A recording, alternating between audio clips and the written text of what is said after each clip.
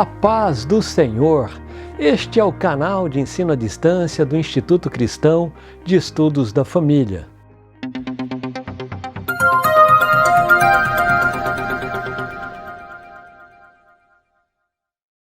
Eu sou o pastor Eleazar Secom, coordenador do ICEF, e este é o curso de evangelismo Nova Vereda, Jesus, o plano perfeito para integrar pessoas na família de Deus.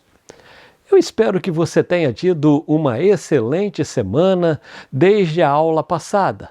Antes de darmos início à aula de hoje, eu quero convidar você para, como fazemos todas as semanas, em todas as aulas, uma rápida oração. Aí mesmo onde você está, se possível, curve a sua cabeça, vamos falar com Deus.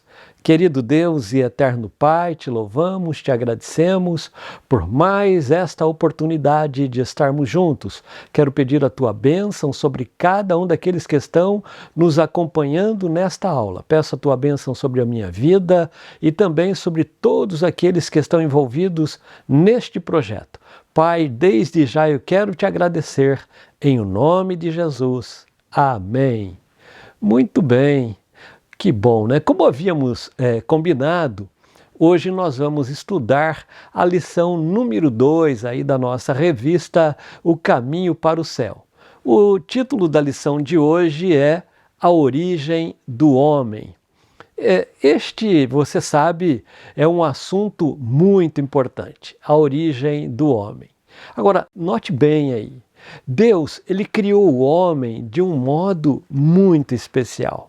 Nós, seres humanos, não somos resultado da evolução de outra espécie. Nós não podemos e não devemos aceitar aí o ensino materialista secular do evolucionismo. E nesta aula nós vamos ver a respeito da criação do homem. Como nós já dissemos, o homem ele é fruto da criação de Deus, não é? Ele não é de maneira nenhuma produto de um processo evolutivo. Ele é sim, como eu já disse e repito, é o resultado de um ato criativo do Deus Todo-Poderoso. Eis porque nós somos considerados a coroa de sua criação.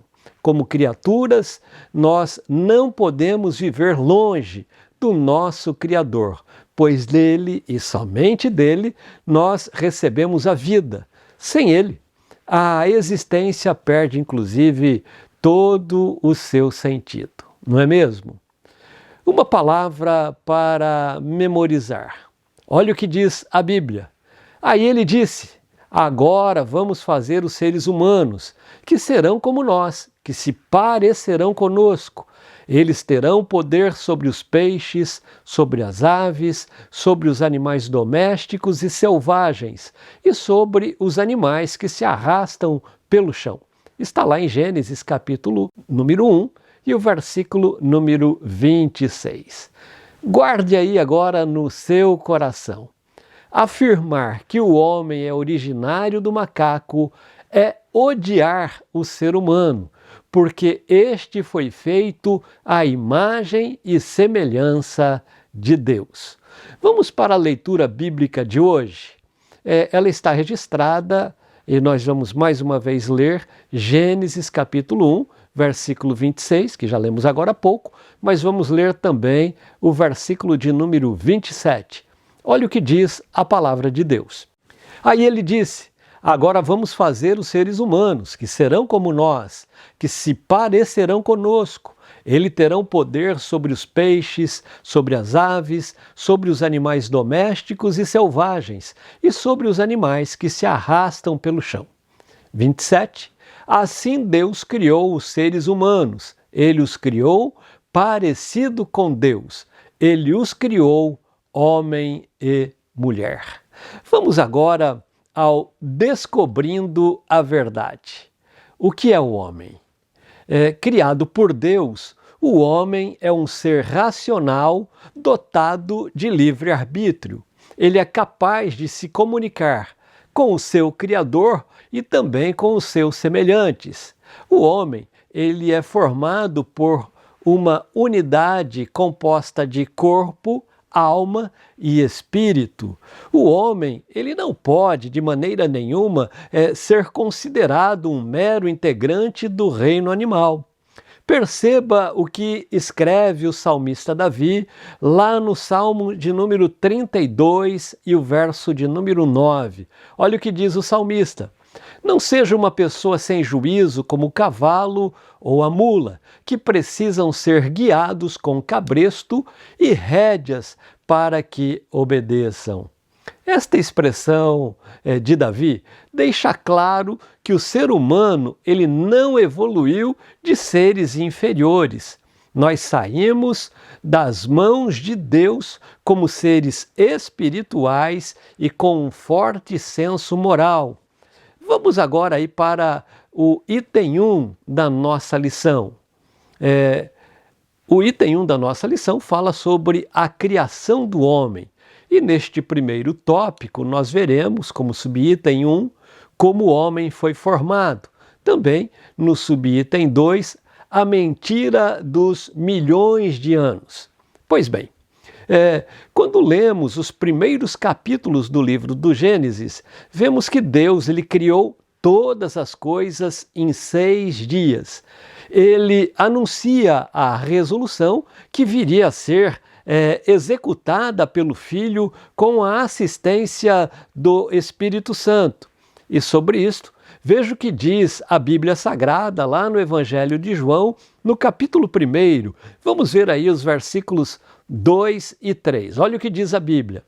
Ele estava no princípio com Deus. Todas as coisas foram feitas por ele, e sem ele, nada do que foi feito se fez. Viram? Vamos aí para o subitem 1 deste tópico. Como o homem foi formado? Os cientistas incrédulos, não acreditando na palavra de Deus, recusam-se, óbvio, a aceitar como fato histórico a narrativa criacionista da formação do homem.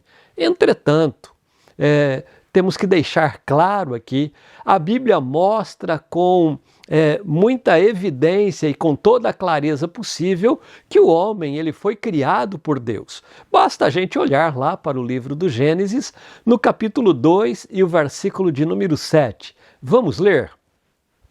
Então, do pó da terra, o Senhor formou o ser humano. O Senhor soprou no nariz dele uma respiração de vida, e assim ele se tornou um ser vivo. Quanto a nós, crentes em Cristo Jesus, aceitamos com certeza a literalidade da narrativa bíblica da criação. E isto por ser, claro, muito mais lógico, muito mais óbvio, né? Mas aí vem uma pergunta. E você? Você acredita que o homem veio do macaco? Aliás, por que os outros símios, ou seja, macacos com caudas, também não evoluíram? Apenas uma parte dos macacos, né? Bem, mas vamos prosseguir. Vamos aí para o subitem 2 deste primeiro tópico da nossa lição. O subitem 2 fala sobre a mentira dos milhões de anos. Não há alternativa. O Gênesis exige que aceitemos literalmente a narrativa da criação e da formação do ser humano. Agora, note bem, o homem ele não precisou de milhões de anos para evoluir e aprumar-se como um ser racional. O Senhor Deus o fez literalmente no 6º dia da criação. Vamos lembrar mais uma vez o que diz a Bíblia em Gênesis, capítulo 1 e o versículo de número 27. Assim, Deus criou os seres humanos. Ele os criou parecidos com Deus. Ele os criou homem e mulher. Vamos agora ao item 2 da nossa lição. A criação da mulher. Bem, Se a criação do homem parece absurdo aos olhos dos incrédulos, imagina o que eles não dizem acerca da formação da mulher. Mas nós vamos ver aí, neste tópico, primeiro, a formação da mulher e, segundo, a mãe de todos os seres humanos, né? E aí vem uma pergunta: você sabe como foi formada nossa primeira mãe? Vamos aí, então ao subitem 1 deste tópico, não é?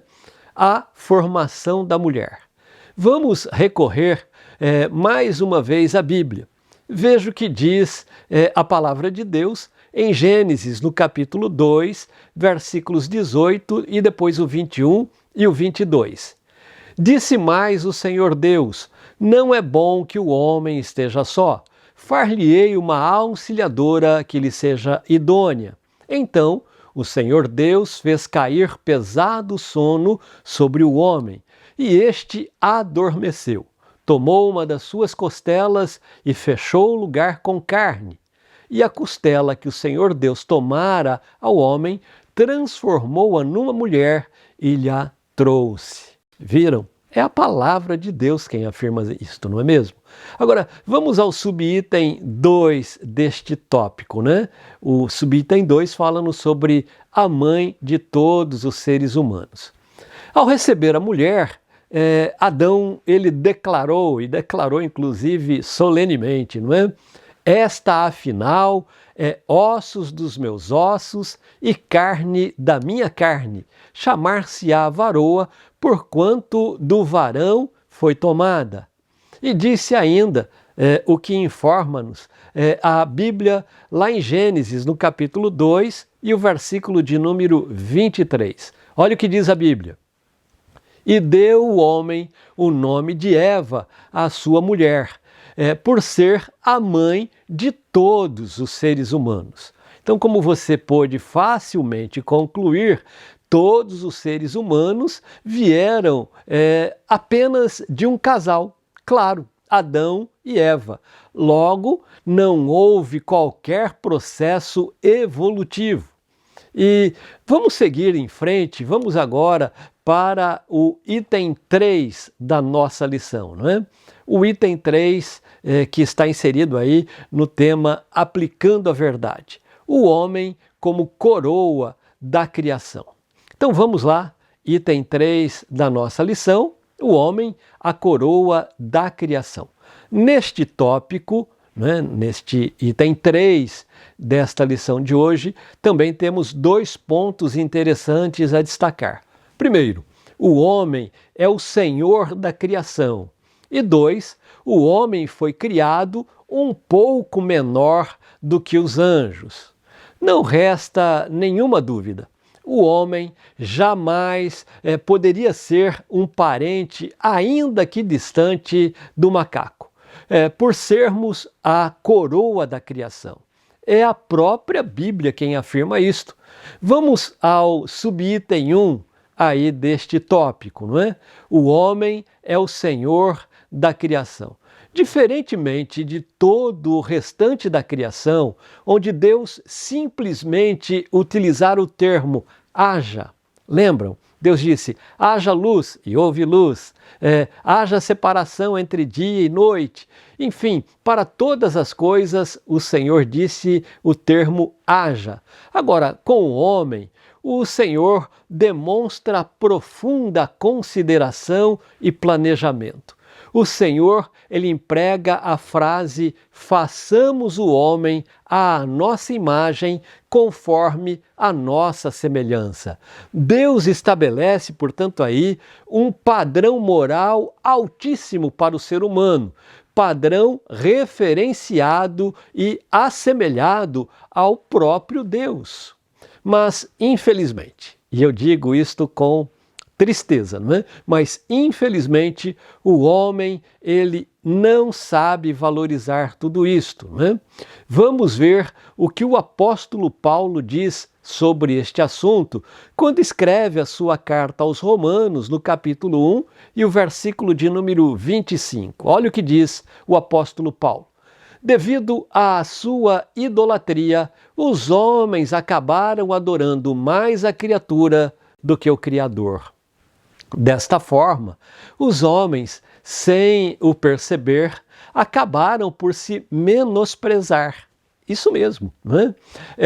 Ao invés de refletirem a imagem de Deus, refletiram, por suas invenções, a imagem de um macaco. Que triste, não é mesmo? Mas vamos agora para o subitem 2 deste tópico, não é? O homem foi criado um pouco menor do que os anjos. Viram? O homem, ele foi criado de maneira tão elevada que é considerado, como já dissemos, e eu falo mais uma vez, pelo salmista, como sendo um pouco menor do que os anjos. E veja o que o salmista diz lá no Salmo de número 8, versos 3, 4 e 5. Olha o que diz o salmista. Quando contemplo os teus céus, obra dos teus dedos, e a lua e as estrelas que estabelecestes, que é o homem que dele te lembres, e o filho do homem que o visites, fizeste-o, no entanto, por um pouco menor do que Deus, e de glória e de honra o coroaste. Pois é, como haveremos, portanto, de sustentar esta absurda tese de que o homem tem macaco como ancestrais? É justamente sua racionalidade que torna o ser humano semelhante a Deus. Sem dúvida, somos a coroa da criação de Deus. Vamos agora para o item 4 da nossa lição de hoje. E o item 4 fala exatamente sobre isto, o absurdo do evolucionismo.